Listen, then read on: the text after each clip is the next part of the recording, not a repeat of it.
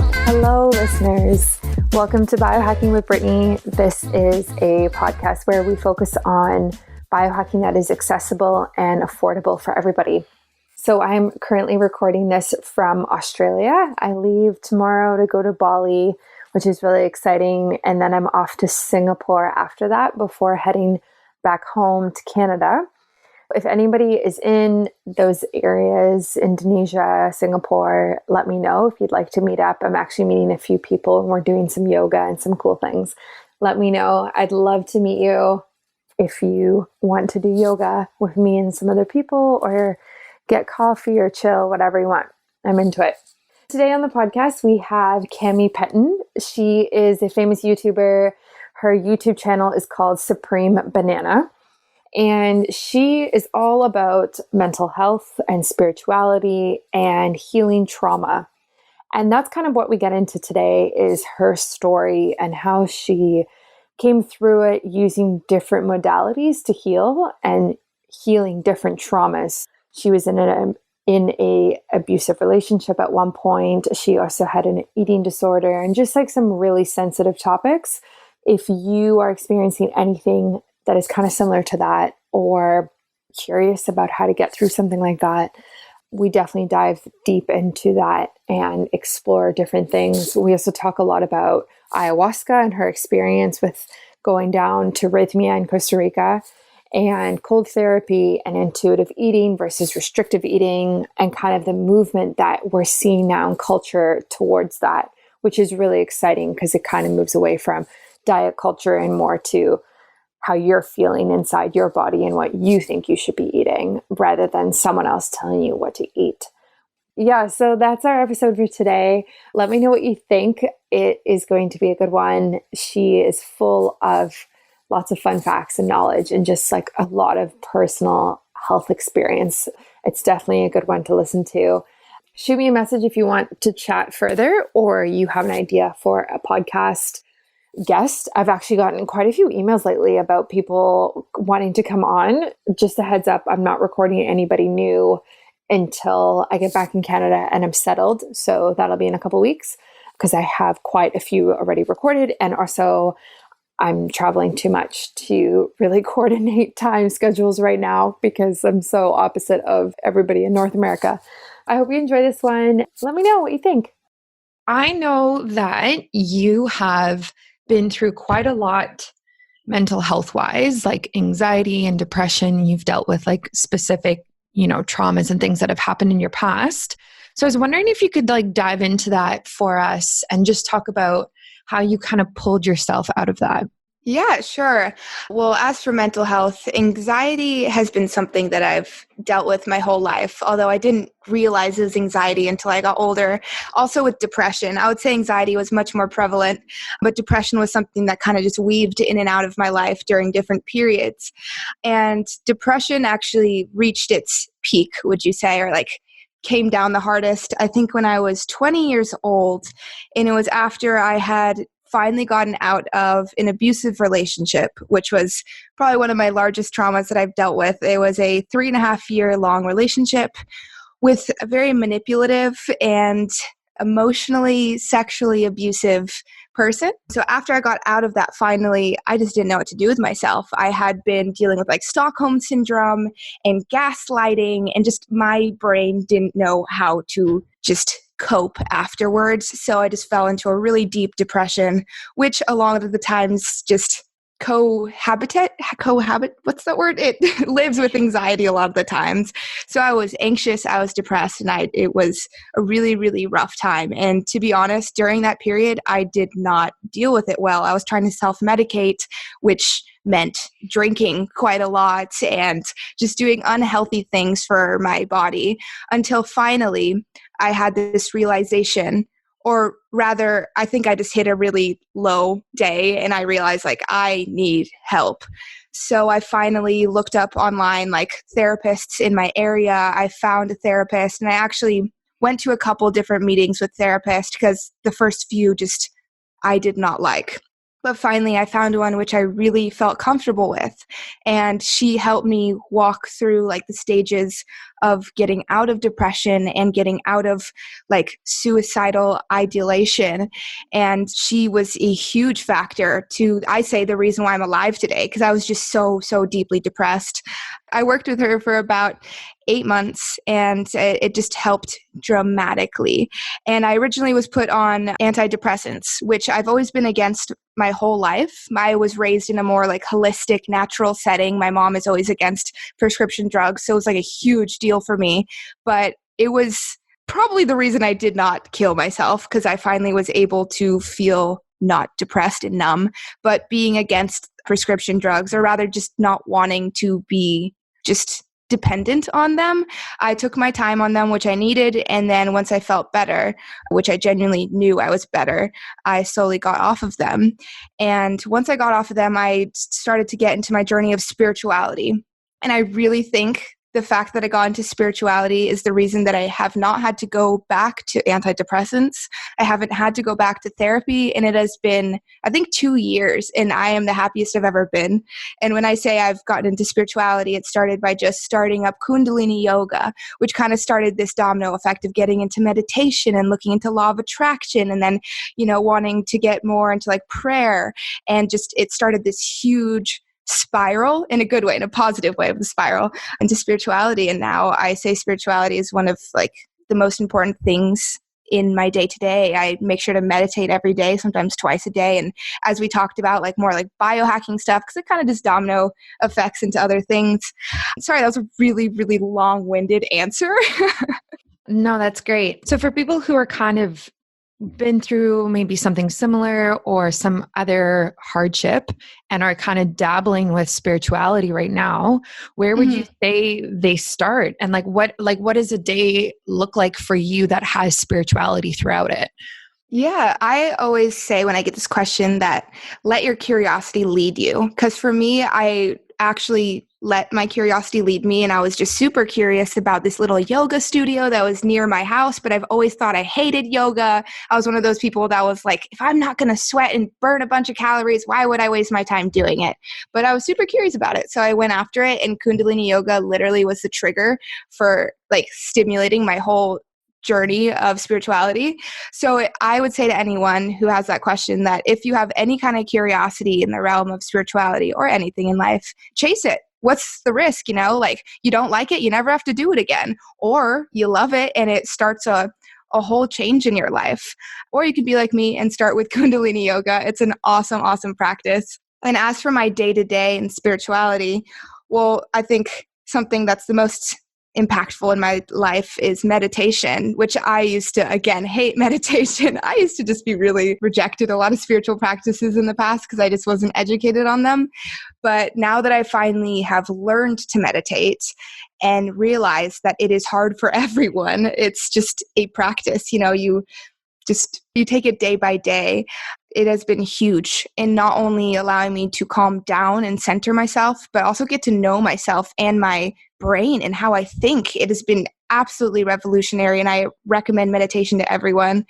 And then I also like the act of prayer, which I guess has a strong connotation with like religion, but rather just like giving thanks to nature and Mother Earth and whatever's out there, and just really taking time out of my day to genuinely feel the gratitude for being alive and anything that I want to give thanks for to whatever is out there. And I think that just kind of intertwines into everything that I do in life, or at least I try. I'm not perfect, but yeah. Yeah, I am definitely so similar. I find with meditation and yoga, I'm very on and off, and I almost like get bored with it. And it's the same thing. I'm like, I'm not sweating. I'm not doing a big enough workout, or like meditation's too calm. It's wasting my time. Like I could be doing other things. Meanwhile, I'm just like binge watching Netflix. Like, great. So do you have any tips on like how to actually continue and like stick to a meditation practice? Yes, I kind of briefly mentioned this. The thing that helped me the most, it was just a realization that it is hard for everyone. Because I remember when I was starting out, like I would have like a few good days, but for the most part, it was so hard. And I was like, crap, I'm not progressing. Maybe this just isn't for me. But I realized that unless you're like a super, super monk, like everyone has those off days and the mind is unpredictable. That's why we meditate, to figure it out. So just know that it is hard for everyone. But that being said, going through the toughness is 100% worth it, and you will get the reward out of it, because you'll have some hard times, but then you'll learn how to get through it. And that actually trickles into your day to day, because when you're having a stressful day or you're upset, then you tap back into that realization of how to calm your mind and with your breath and everything. And also start small, like you don't have to do it for an hour a day. Start with 5 minutes. I used to not believe that. I was like, no, I need to go all or nothing. But it really helps even take 3 consecutive breaths just really deeply and just like trying to clear your mind, or even just observing it. So yeah, I would recommend starting small. Yeah. Yeah, no, I love that. Now, I know you also have dabbled with like fasting, and you've mentioned that fasting has helped your mental health. So what type of fasting are you doing currently? I actually do intermittent fasting. I would say I've been doing it on and off, predominantly on, for about 2 years. And I just heard about it because it's supposed to help with like your brain function. I do a lot of creative work, so I'm always trying to make sure my brain is like as clear as possible.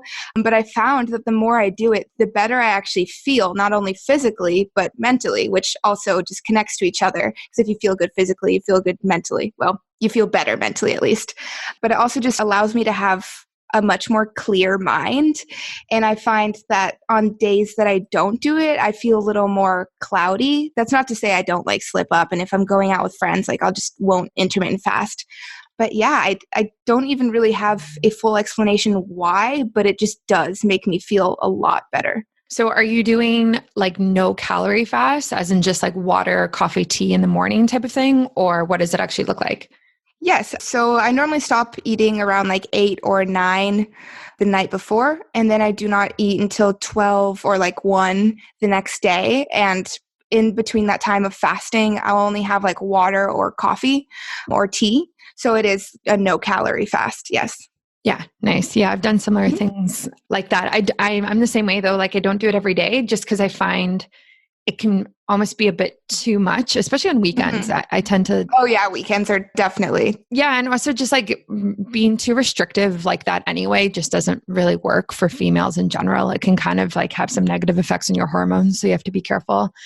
Do you ever do like longer fasts, like 24-hour, 48, like weekend fasts where you just like fully take time off from eating? I wish I've tried them before just because I am very curious to see how they would feel. But I do come from a past of an eating disorder. So I like to be very careful about when it does come to restricting or fasting. I like to just do it intuitively. And anytime that I've tried to fast for longer, I feel like I'm intentionally restricting and like I just want to eat so bad and I just don't feel like it's mentally healthy for me. I could probably do it, but I just don't want to put myself in that position. Like, for example, when I intermittent fast, like it just comes naturally to me now. I don't get hungry around until noon anyways. But no, I haven't tried any longer fasts.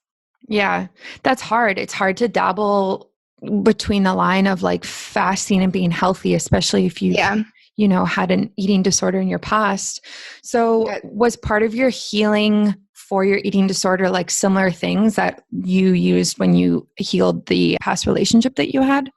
Actually, in a way, I suppose, but I healed from my eating disorder much beforehand. I would say probably a year beforehand, I went to a therapy and like dealt with really a lot with depression. And actually the thing that helped me with my eating disorder is probably not going to be relative to a lot of people because it's so strange. But I realized one day that I just couldn't live anymore dealing with an eating disorder. So the next day I put a video on my YouTube channel, finally confessing about it. And I hadn't told anyone about it for about 3.5 years, like not a single soul. So finally just like letting it out to the whole freaking world, it felt like I finally just got rid of it. And not to mention, I had all these people looking at me now and all these girls in a way looking up to me. I was just held accountable to actually keep up with not going back. And from that day forward, I never went back. That's not to say it was easy, but just I made the decision. And going vegan helped me a lot too, because it made me feel freaking amazing. Wow, that's amazing. Yeah. So those thoughts that you had surrounding food back then, you no longer have those at all? No. And I mean, it's been a while. I think it's been 3-4 years since that happened, maybe even 5. But when I first decided like I was done with this, the thoughts were definitely still there. And it was just a day-to-day battle of like saying no to them and forcing forward. And every day I just got closer and closer to feeling like I was finally released or free.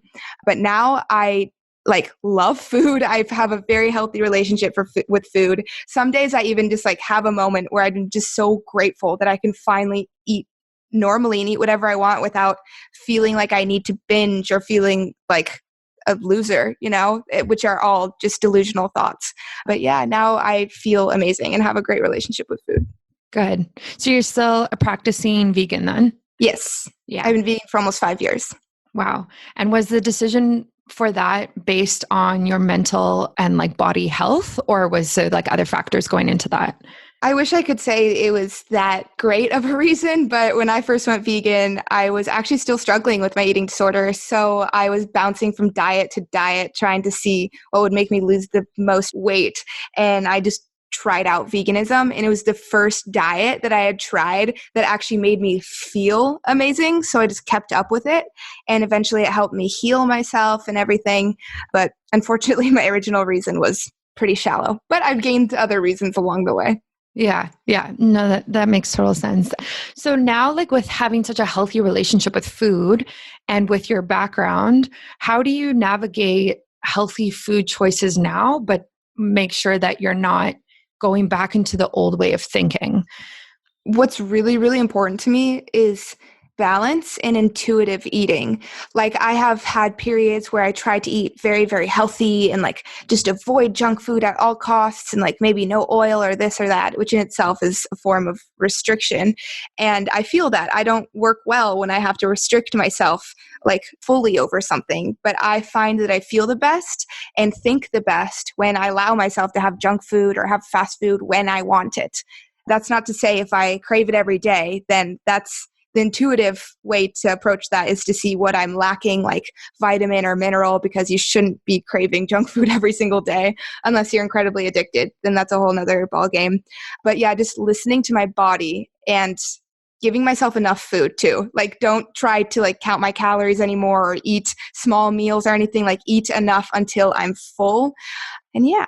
That's awesome. No, I really, really like that. It's something that I've struggled with as well. Similar is almost like being too healthy and too focused on, the health food, the vitamins, the minerals, all of these things. And sometimes you need to take a step back and just really listen to your intuition and what your body actually wants to eat.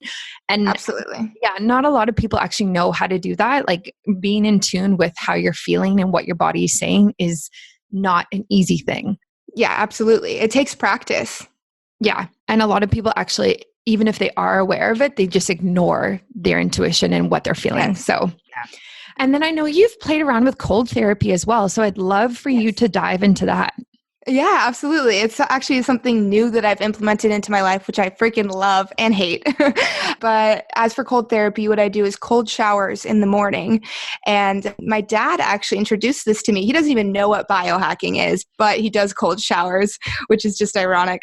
And he told me how great it is, and it's great for your immune system. It lowers stress and overall just makes you feel great after you get out of the shower. So I was very resistant for a really long time because who the hell would want to be in a cold shower? But I finally tried it and realized how great you feel afterwards. You feel just like refreshed and just calm. And I like to do it in the morning because it helps me actually wake up. And afterwards, when I finish the cold shower, I feel like I've just fully woken up. It's an essential part of my morning routine.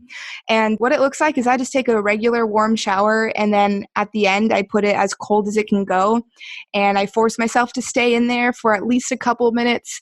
I've only been doing this for a couple months, so I'm working towards doing it longer, but it's not the best feeling experience, but afterwards you feel great. Yeah, I find the same thing. Like afterwards, you feel so awake and energized. It's such a good morning practice. So I know you recently went to ayahuasca or did ayahuasca at Rhythmia in Costa Rica.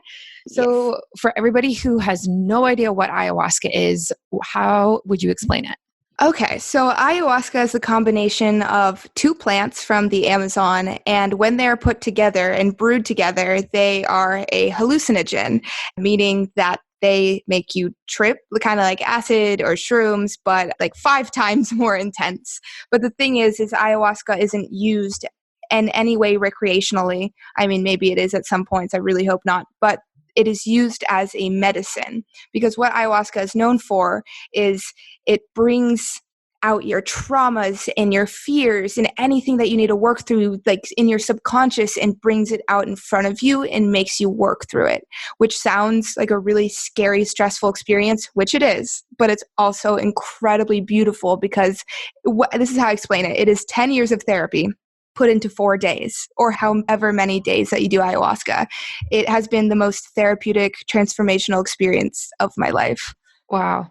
So did anything surprising come up for you that you just like were not expecting? I would say everything. The whole experience I could not even, just blew me out of the ballpark. Absolutely no expectations met what my experience was. But there was actually some things that I didn't even realize I was carrying around with me, like baggage and things in my subconscious. Like my grandmother had passed away, I think 7 years ago. And I was always really guilty for her death because I was young and I wasn't able to like fully tell her goodbye and I love you and all that kind of stuff. But I never really thought about it after it happened. But when I did ayahuasca, I had it come up really, really deeply. And I was just like crying and realizing how guilty I've always been all these 7 years. And I finally was able to just get rid of it, like work through it, along with like my abusive ex-boyfriend. I thought I had like completely gotten over it, but there was still a little part of me that needed to forgive him. And I was able to during my experience, along with like stuff with my father. And even there, even beyond like actually forgiveness or like human emotions, there was an experience where I had experienced death. Like I had experienced my own death. That's how intense these experiences are. And just experiencing that was really shocking and surprising, but it was really important for me because it was like an ego death and finally realizing who I really am, or who all of us are. And that is just nothingness, basically, or everything, however you want to view it, instead of all these identities that we attach to ourselves. But yeah, it was very, very intense and surprising. Wow. Yeah, I've heard very similar accounts to that. So how do you kind of take what you've learned and seen in Costa Rica and then bring it back to your life in LA and incorporate it and, like actually grow from it? Yeah, and that's actually the hardest part, I would say. They said in the retreat center that I went to that like 60% of the work is actually doing the ayahuasca, while 40% is the integration. I think it's more 50-50 because you actually have to implement what you've learned. And of course, some things will just naturally implement, like forgiveness is not something you really have to like work on afterwards once you forgive. There was also like, before I went, I had struggled with alcohol. I had constant cravings for alcohol, and it just was something I had just struggled with for a really long time. And after I did ayahuasca, I just had no cravings, no desire to drink whatsoever. And that carried on when I came home. But also if there was any kind of peer pressure or any kind of instance where like I felt like I should drink for like social reasons, and it was implementing like, hey, you don't have to, you can actually get through this. It was also really important to continue a spiritual practice like meditation. It really kickstarted my just love for meditation. I knew how important it was to just have a moment of my day to sit down with my own mind. And it's also just taking it day by day, because a lot of the lessons show up gradually. Like some of it will show up after your night or during your night. But then sometimes it's like weeks afterwards, you realize, oh, that's what this vision meant, or this or that. So it's just being open to receiving and open to change also. Right. And before you did ayahuasca, had you done acid or shrooms? Like, had you tripped before? Yeah, I dabbled in psychedelics quite a lot, but it was when I was younger and I was just stupid and didn't do them in a spiritual or therapeutic way. It was more like, let's go trip out. So this experience really showed me the beauty of psychedelics and how therapeutic they can be. And I never want to do them without respecting them in that way ever again. Right. So would you do ayahuasca again, do you think?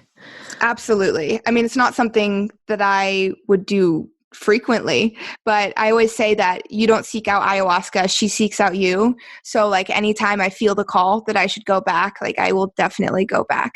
And do you think it's possible to kind of get some of the benefits that you got in another way? If like, because a lot of people don't, have the money to go to ayahuasca or like access.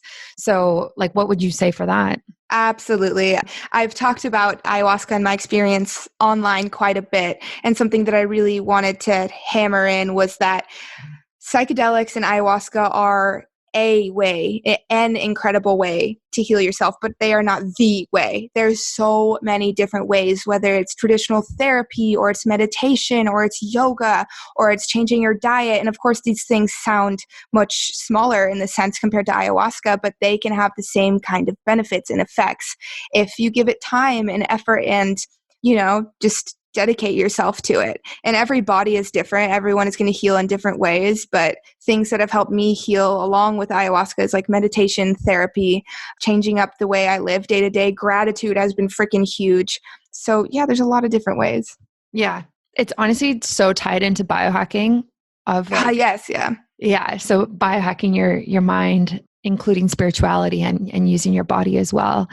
So gratitude is a big practice as well. Like I try and practice gratitude every day, but it's so similar to the meditation thing where it's easy to forget to do it. But then when you start doing it again, it feels really good. And you're like, why did I stop doing this? So yeah, absolutely. Yeah. So what does your gratitude practice look like right now? And just touching on what you just said, at first my gratitude practice felt super forced. I think I heard about it on like an Oprah podcast. I was like, okay, Oprah, like I'll try your woo-woo practice, whatever, like a thank you, universe. So I kind of forced myself to do it at first. And gradually, like I'd have those moments of like, wait, this feels really good and is starting like to alter the way I think. And I just kept it up to now to this day, or now this day, it's just natural for me. I'm driving down the street and just like looking at the trees and I just find myself thinking, oh my gosh, I'm so grateful to be alive. And I know that in itself sounds like some like spiritual hippie jargon, but seriously, it happens just on its own because with any practice, you're going to grow through it and adapt to it. And it really changes your mind. So to anyone that wants to implement gratitude, just know that it might feel forced at first, but just keep it up. It's really just life-changing, honestly. Yeah, there's a couple things with gratitude I found. Like one, whenever I'm frustrated or angry, if you force yourself to be grateful, you cannot feel both emotions at the same time. Yes. So it literally diminishes it right away. And like, it's almost just like a reality check. And you're like, okay, cool. Like I have so much going for me. And it just brings you back down when you're really feeling like heightened emotions. Yes. Like if I'm like upset or anything, like just looking outside and be like, wow, we live on an earth with like beautiful flowers and trees and we can breathe the oxygen. Like I'm just thankful to be alive and then go from there. Yeah, exactly. Yeah. And then I also do something I call like a moment of gratitude right before I have dinner. And I try and do it like with the people I'm with as well. So I kind of call it like the millennial version of saying grace before dinner. And everyone like out loud goes around the table and says what they're thankful for that day. And it makes you super present. It makes you super grateful. And it also pauses before you eat, which is a really healthy thing to do as well. Mm-hmm. And so like there are ways to bring in gratitude that are kind of like rituals and habits. That's a really good one. I like that a lot. Not to mention you're affecting your life and the people around you. Yeah. And like, it's so funny when I do it with people for the first time, they think it's so weird, but then afterwards, everyone feels so happy and positive and it's a great experience. So it's a little woo-woo, but it feels great. Yeah, the woo-woo stuff is great though. Once you like move past the barrier of resistance, it's like, oh wait, this is why they talk about it, because it works. Yeah, actually, yeah. Yeah, every day I feel like I get more and more woo-woo. Same, absolutely, and I love it. Yeah. Well, thank you so much for coming on the podcast. It was awesome to talk to you. I feel like I connected with you so easily and you're so easy to talk to in general. Oh, thank you so much. And thank you for having me. Yeah, of course. So where can people connect with you after this? I have a YouTube channel. The name is a little silly. It's called Supreme Banana.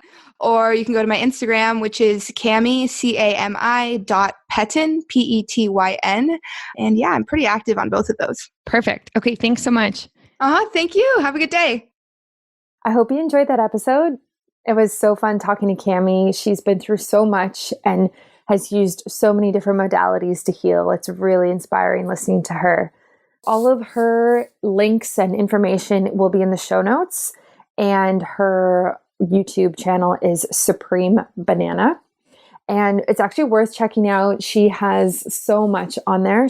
Just so much content. I went through it a while ago. She does a whole little mini series on ayahuasca. She does a series on mental health and what she's been through, and eating disorders and nutrition and veganism and all of these things. So it's amazing. There's a lot of content there for you. So definitely check her out. She's amazing. Love her. So thankful that she came on the podcast. It was really nice talking to her. Yeah, next week I have a author and doctor on, and we connected a while ago, and he is one of the authors for the Biohacker's Handbook, which I am looking at right now next to my bed.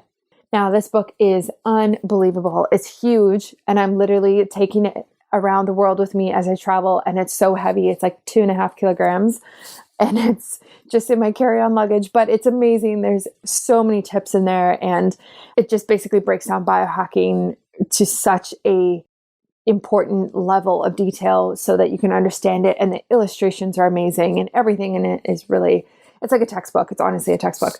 So he's coming on the podcast, and we talk about all sorts of things. And it's one of those episodes where it really helps lay the foundation for what biohacking is, because it's still not even close to being mainstream, or not even close to everyone understanding what it is.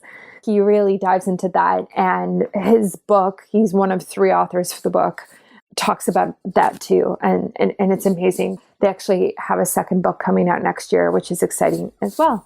Let me know what you think of this episode. I'd love to connect with you. And if you have any ideas for shows or guests that you would love on, thanks so much, and tune in next week.